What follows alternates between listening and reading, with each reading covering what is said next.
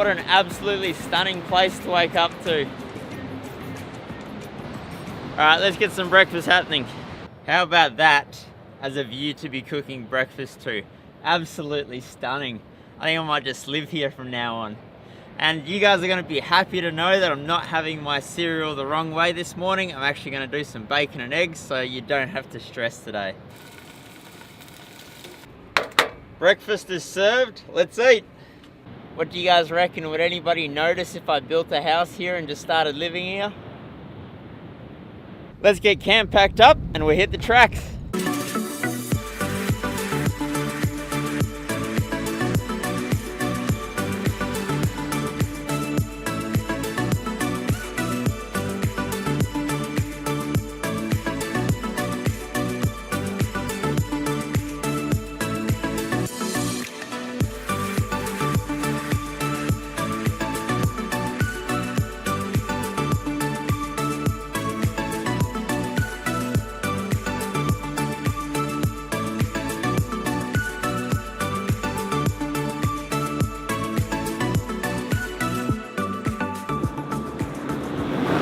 Alright guys, well we've just popped out onto the highway, so just like yesterday, I'm not going to worry about airing up the tyres because we only got 10 kilometers to drive, so it's not really worth it. So I'll just take it nice and easy. If a car comes up behind me, I'll just pull off the road.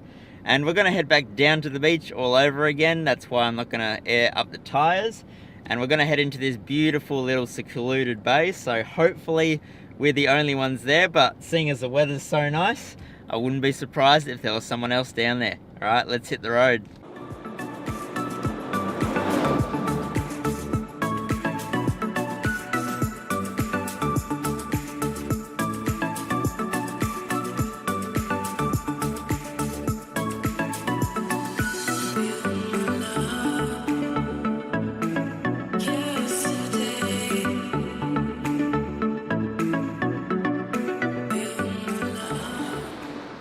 Oh man, I don't know if it's going to show up in the camera, but the water is that beautiful turquoise color.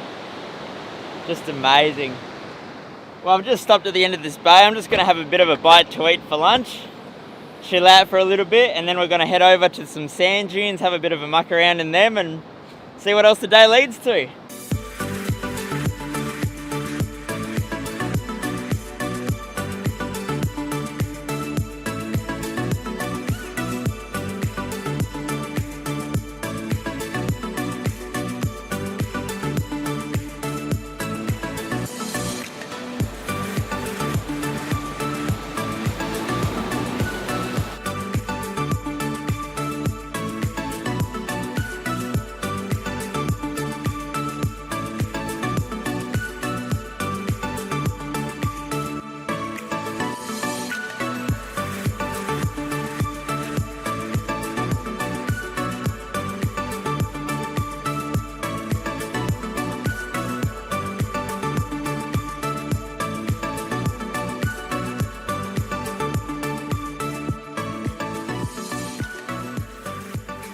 Just got into this awesome sand dune system. Like, it's just unbelievable. There is not many sand dune systems that I've been to that have that kind of view. Like, it's just unbelievable how high you are on a sand dune looking at such an awesome view. Anyway, let's try and find somewhere to get bogged. Just gotta pick a nice spot. The chances of me getting bogged with 10 psi on the tires is pretty low, so I'm just gonna air up a bit. I reckon if we go up to 25 psi, that should do it, hopefully.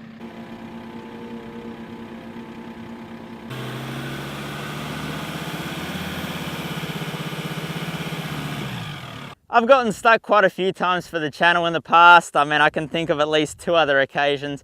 And always seem to get comments like, oh, get diff locks, or buy this car, or buy that car.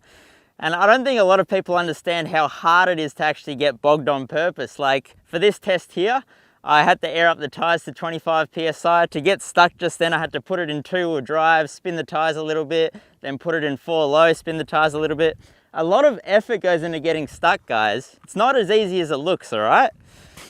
All right, well, that's enough of playing around in the sand again. So let's get going to camp. We're just gonna head down to a little beach. It's about probably 10 minutes down the track, so we'll be there in no time. Forward driving is a pretty funny thing as far as getting stuck and bogged is concerned.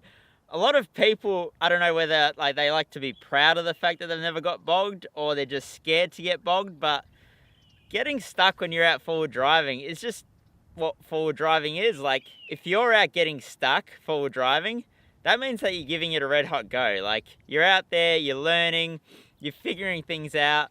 And sure, Joe back in town says he's never got stuck. Well, the thing is, Joe back in town probably only goes forward driving like once or twice a year. While if you're out there trying different tracks, trying different things, you're gonna get stuck. It happens. I mean, look at what happened to me yesterday. I was on the way to camp. I just kind of misjudged a ditch and I ended up getting a little bit bogged. But hey, I dug a little bit, managed to get myself out. I remember one time when I was down in Esperance, I drove into this stack of seaweed. I don't know how I thought I was gonna get through it, but I got so stuck. But all of these experiences, like, they teach you and it just helps you gain experience and become better at forward driving. So don't be afraid to get out there and get stuck. Like, it's all part of the experience. Just carry your basic forward drive gear. Some recovery tracks are really good. Always have a shovel, carry a snatch strap so a mate can get you out, and just get out there and give it a shot, guys, because it's all about tire pressures with sand driving, really. And then mud, well, mud's a completely different story, so let's not talk about that. But just get out there, guys, and just give it a red hot go. And if you get stuck, you're only going to learn. All right, let's get going to camp.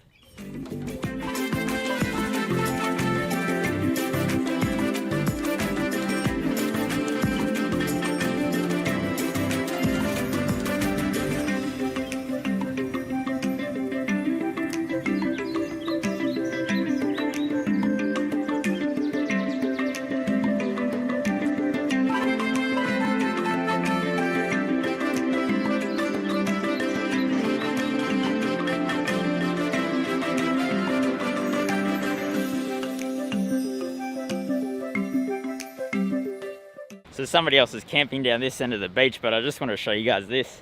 This is actually a freshwater spring. So it's so cool if you're camping right here, because you can go for a swim in the ocean and then straight away just rinse off in the fresh water and you feel good as gold. Yeah, definitely fresh water. It's awesome.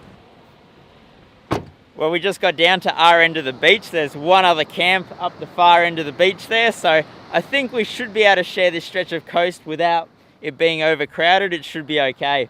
But I tell you guys what, the track coming down into here was so churned up. I guess some people had a go at it, didn't let their tires down enough and just chewed it all up. So will be good fun getting out tomorrow. Anyway, let's get camp set up and start relaxing. Oh, the lights are on, but nobody's home.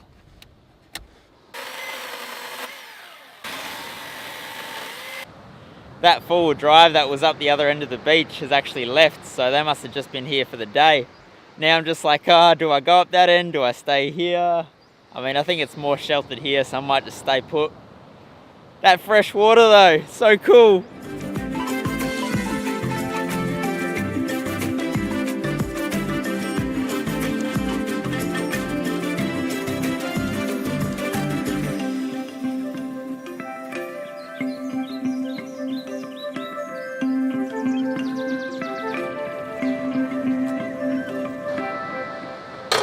So what am I doing for dinner tonight? Spag bog. Now, if you don't know what I just said, you're probably not from Australia. It's spaghetti bolognese, but we just don't know how to say it, so we just say spag bog. Anyway, let's get cooking.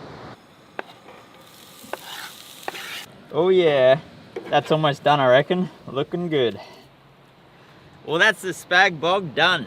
And just because you're out camping doesn't mean you have to eat poorly. I just want to show you guys how I clean my cast iron pan. A lot of people say never to put cold water on your cast iron pan because it'll crack. Well, I've had this pan for about 5 years roughly, paid 20 bucks for it, and it's never happened to me, so I'm not terribly worried about it, to be honest. All I do is grab my special cast iron brush. I only use this for cast iron, it's the only thing I keep it for. And then I just get the pan nice and hot. And the reason they say not to use detergent on cast iron is because it wrecks the non-slick surface that the oil creates. So we'll just let this get nice and hot and then I'll show you guys what I do. Now that the pan's nice and hot, I usually just get a stream going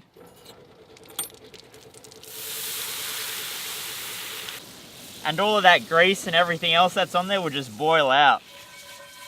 Just give it a good rub around and then just rinse it off. Give it another quick going over.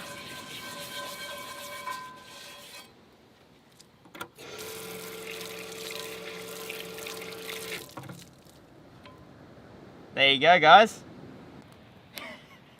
I've been reading some of the comments from episode 2, and it seems like a lot of people were really upset that I put in the milk before the cereal for breakfast yesterday morning, so I think I'm gonna have to do a bit of an apology video or something like that.